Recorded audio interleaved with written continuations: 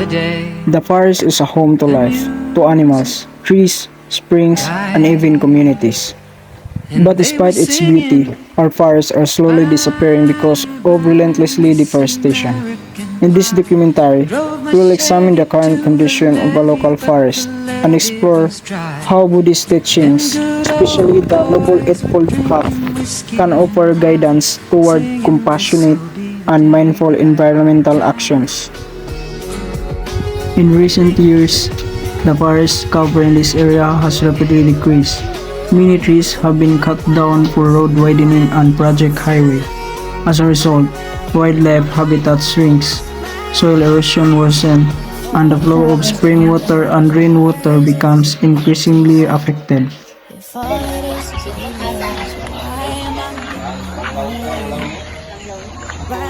Shout out. Shout out Mapix.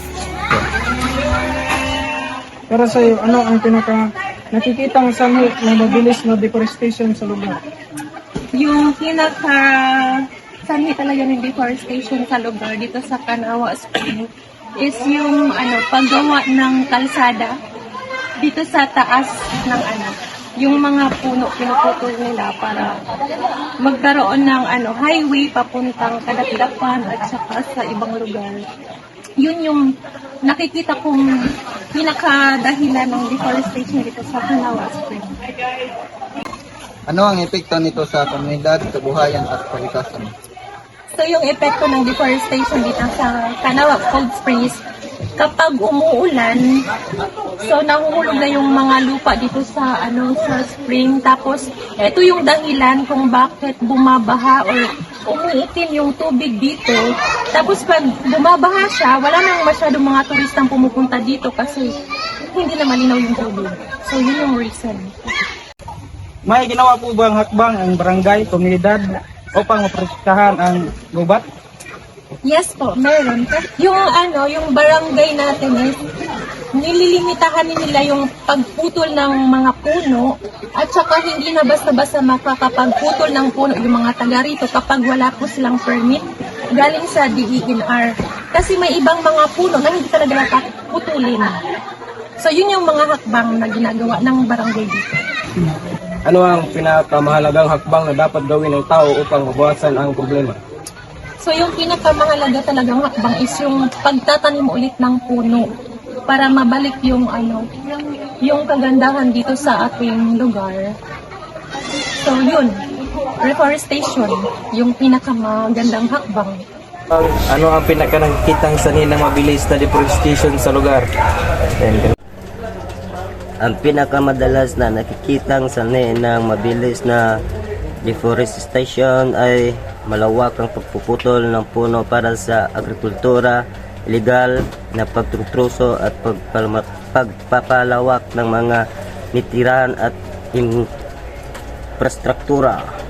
Number 2, ano ang epekto nito sa komunidad, kabuhayan at kalikasan? Nagdudulot ito ng matinding pagkasira ng kalikasan, pagbaha at landslide sa komunidad at pagkalugay sa kabuhayan dahil nawawala ang mga likas na yaman na kailangang pinagkukunan. May ginagawa po ba hakbang ang barangay or komunidad upang maprotektahan ang gubat? Opo, maraming barangay at komunidad ang gumagawa ng mahahalagang hakbang upang proteksyonan ang kanilang gubat, lalo na sa mga lugar na malapit sa kagubatan.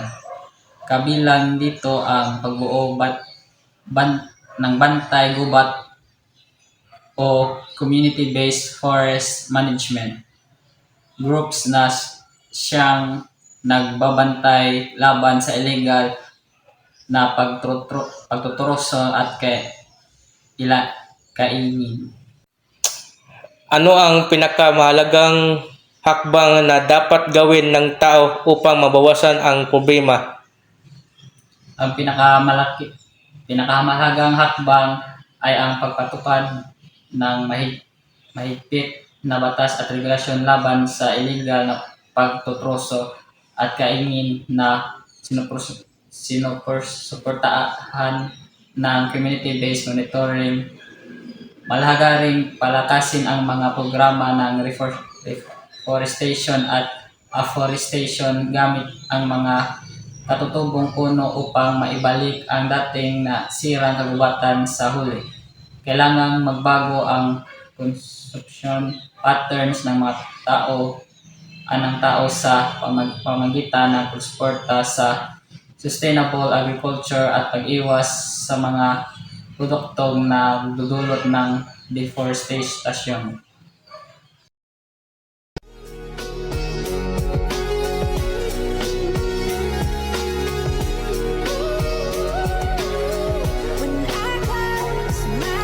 Right view. We must understand that the forest is not just a source of resources. It is a vital part of life. Right view involves recycling the true impact of deforestation. Right intention. We must move from one's self-interest toward compassion. Every action, whether cutting tree or protecting it, begins with intention. Right speech. Speaking out against illegal logging, harmful practices, and misinformation. Right speech opens the door to awareness. Right action. Avoiding support for products made from illegally sourced wood. Practicing in tree planting, refraining from abusing nature. Right livelihood. Choosing livelihood that do not harm the forest, such as ecotourism, sustainable farming, or legal unregulated logging. Right effort. Putting continuous effort into spreading awareness and taking small but meaningful steps, such as caring for each tree we plant. Right mindfulness. Being conscious of our consumption, waste, and every decision that affects nature. Right concentration.